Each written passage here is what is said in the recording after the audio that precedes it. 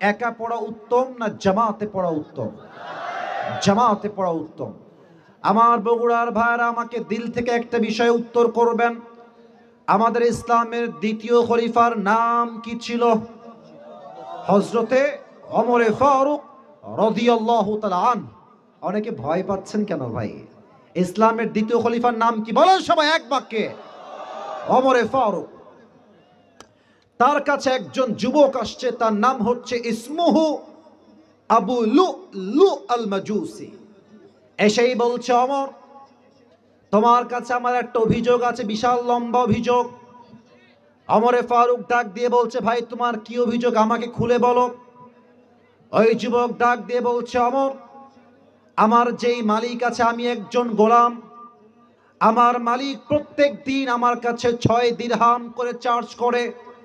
যেহেতু তুমি প্রধানমন্ত্রী, তুমি আমার মালিকের সাথে কথা বলে এই দিরহামটাকে কমায় দাও।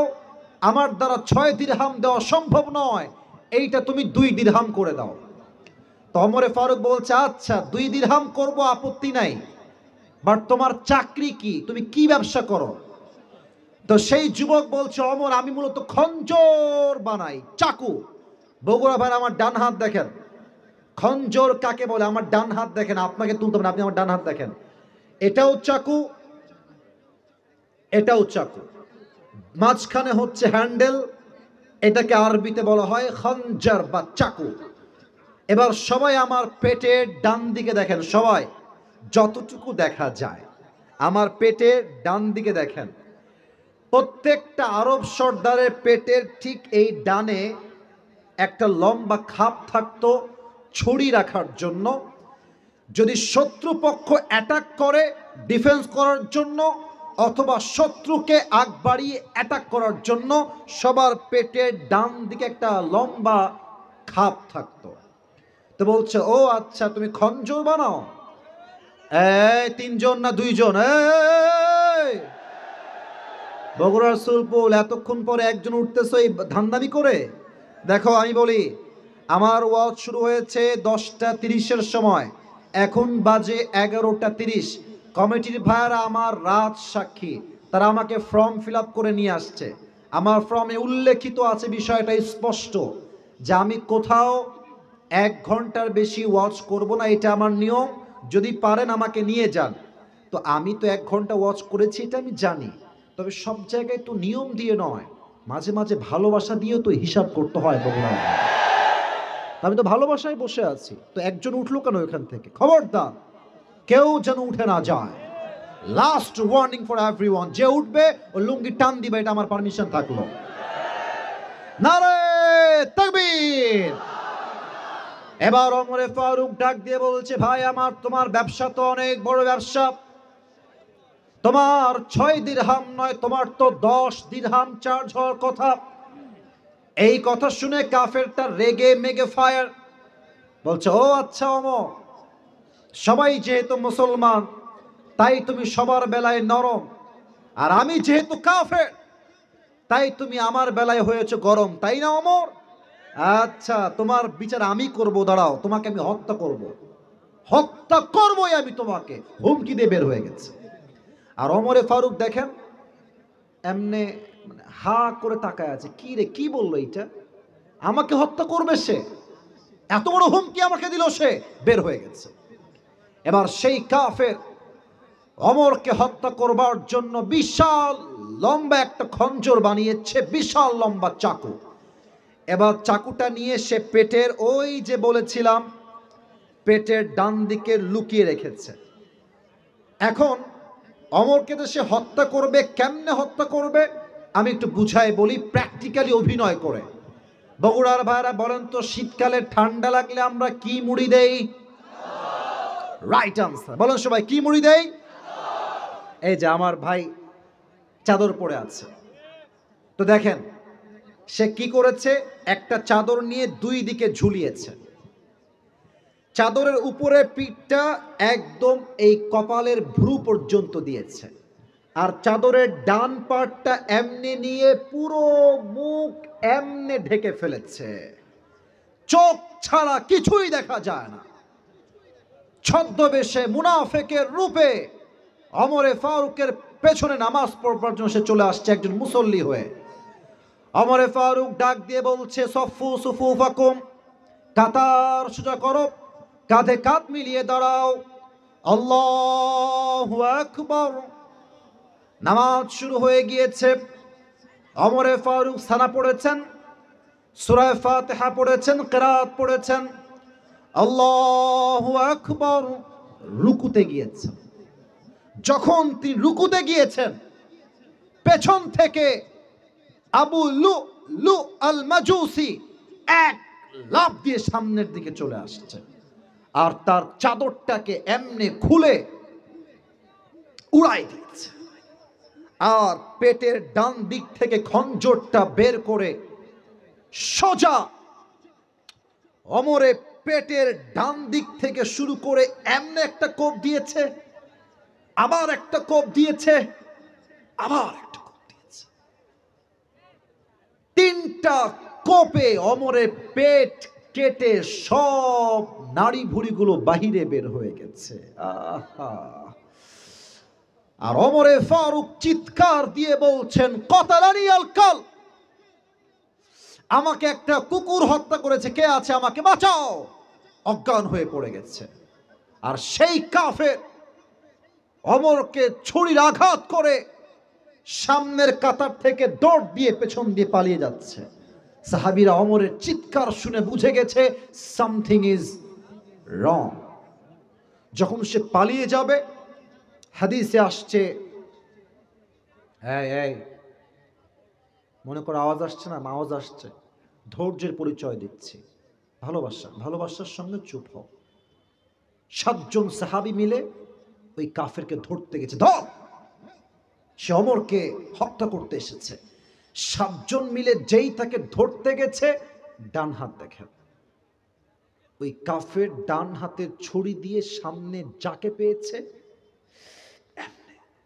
7 জন সাহাবী, কারো গলা কেটে গেছে, কারো বুক ফেটে গেছে, কারো পেট কেটে গেছে, নাড়ি ভুড়ি বের হয়ে গেছে। 7 জন সাহাবী ওই কাফেরের ছুরির আঘাতে জায়গায় স্পট ডেথ, জায়গায় শহীদ হয়ে গেছে। একটু পর যখন নামাজ শেষ হয়েছে, সাহাবীরা সবাই মিলে ওমরে ফারুকের কাছে দৌড় দিয়ে এসেছে। ডাক্তাররাও আসছে। ডাক্তাররা বলছে, এই জলদি করে পানি নিয়ে আসো, পানি নিয়ে আসছে। ওমরে ফারুককে ডাক্তাররা, আমাকে দেখেন, ওমরে ফারুক শুয়ে আছে এমনি, ডাক্তাররা পেছন থেকে 2 হাত দিয়ে ভর করে ওমরে ফারুককে এমনি তুলেছে উপরের দিকে, 2 ঠোঁট উপরে, নিচে একটু দিয়ে হালকা মুখটা বের করেছে, আর পানির একটা পেয়ালা নিয়ে মুখে পানি দিয়েছে। ইস, আমি হাদিসটা আপনাকে আমি কোন ভাষায় বলবো, আমার কাছে কোনো, I can't express that, I don't have any language, আমার কাছে কোনো ভাষা নাই।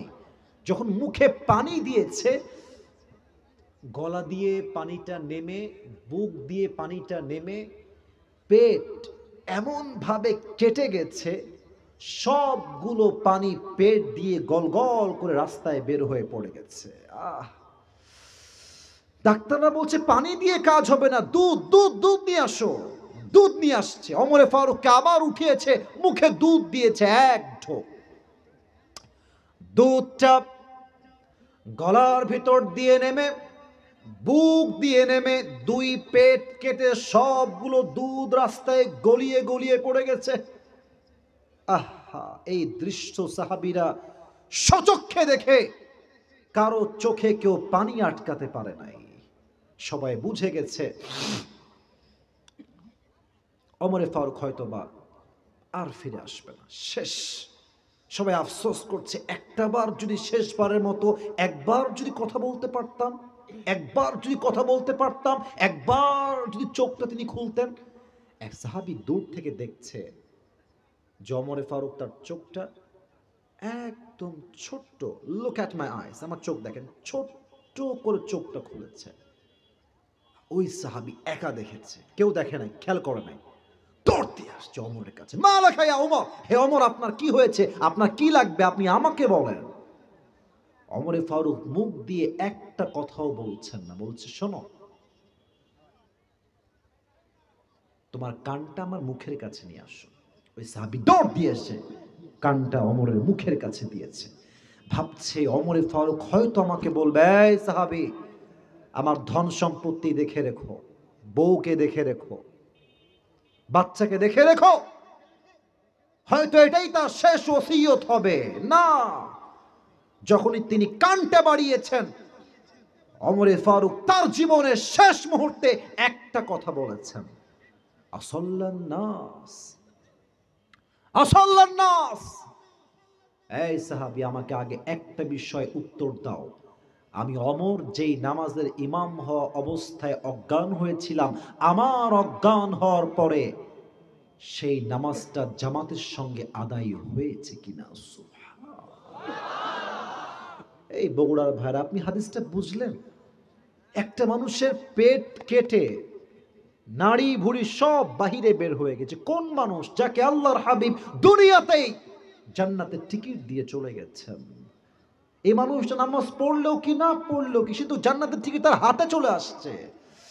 এই মানুষটা মৃত্যুর শেষ মুহূর্তে নামাজের কথা জিজ্ঞেস করে এটাই প্রমাণ করেছে, নামাজ নাই যার, মুসলমান হওয়ার যোগ্যতা সে রাখে না। যুবক ভাইরা আমার, মিজানুর রহমান আজহারি হুজুরের নানা শ্বশুর তোমরা অনেকেই চিনবা, এটা বলেই ফেললাম। ওনার নাম হচ্ছে গোলাম সরওয়ার সাইদি হুজুর। তোমরা ফেসবুকে সবাই দেখেছো, নাম হয়তো অনেকে না জানতে পারো, বাট দেখেছো তোমরা সবাই। উনি একটা কথা প্রায় বলতেন ফেসবুকে, টিকটকে, ইনস্টাগ্রামে, ইউটিউবে, এমন কোথাও নেই যে হুজুরের ওয়াজটা যুবকের কানে যায় নাই। উনি বলতেন, নামাজ নাই যার, ঈমান নাই তার। বলেন বলেন, কথা ঠিক আছে কিনা বলেন বলেন। নামাজ নাই যার, মুসলমান হিসেবে পরিচয় দেওয়া কোনো যোগ্যতার নাই বগুড়ার ভাড়া, ঠিক কিনা বলেন? নামাজ হচ্ছে মুসলমানদের জীবনের সবচেয়ে বড় পরিচয়। এখানে অনেক মাহফিলে অনেক যুবক মুরব্বীরা এসেছেন। আমি আসিফ, এখন যদি স্টেজ থেকে নেমে গিয়ে, আমি কাউকে রাগানোর জন্য মাফ চাচ্ছি, পায়ে হাত রেখে ভালোবেসেই বলছি, যদি আমি নেমে যাই এখান থেকে, আমি কয়েকজনের পকেট যদি হাত দিই, পকেটে হাত দেই, অনেকের পকেট থেকে এখন বিড়ির প্যাকেট বের হবে। বিশ্বাস করেন, আমি বানাই বলি নাই, আমি বানাই বলি নাই। ইভেন এখানে অনেকে এমন আছেন, এখান থেকে বের হয়ে যাবে, দেখবেন মোড়ের মধ্যে গিয়ে হাসতেছেন, হাসির জন্য বলি নাই। ইভেন অনেক যুবক এখানে আছে, রাতের বেলা গিয়ে আজান পর্যন্ত চ্যাটিং করবে আর গার্লফ্রেন্ডের সঙ্গে কথা বলবে, আজান হবে ঘুমিয়ে যাবে, ফজরের নামাজটাও সে পড়বে না। নামাজি বান্দার সামনে যখন মালাকুল মউত আসবে, তার দেহের রং হবে ফর্সা, আর জুব্বা হবে সাদা, মুখে থাকবে লম্বা লম্বা চাপ দাড়ি, এসেই বলবে, ইয়া আইয়াতুহান নাফসুল মুতমাইন্না উখরুজি ইলা মাগফিরাতিল্লাহি ওয়া রিজওয়ানি। আমার হাত দেখেন, ফেরেশতা বলবে উখরুজি, এই বের হয়ে আসো। কোথায় ভাই, কোথায় যাব? মালাকুল মউত বলবে, আরে আল্লাহর জান্নাত তোমার অপেক্ষায় আছে, তুমি যাবা কোথায়? আসো আসো, সুবহানাল্লাহ। আচ্ছা, টিস্যু আছে? এটার নাম কি? ওয়াজ কিন্তু শেষের দিকে ভাইয়ারা, একদম কথা জোরে বলতে হবে। এটার নাম কি? গোল না চারকোনা? চারকোনা। আল্লাহর হাবিব বলেছেন, জান্নাতি বান্দা যে হবে, নামাজি বান্দা যে হবে, তার রূহকে কবজ করবার জন্য আল্লাহ তাআলা জান্নাত থেকে একটা লাল রেশমি রুমালের চাদর জান্নাত থেকে ফেরেশতার মাধ্যমে দুনিয়াতে গিফট হিসেবে পাঠায় দিবেন। এটা হচ্ছে নামাজি বান্দার মরণ।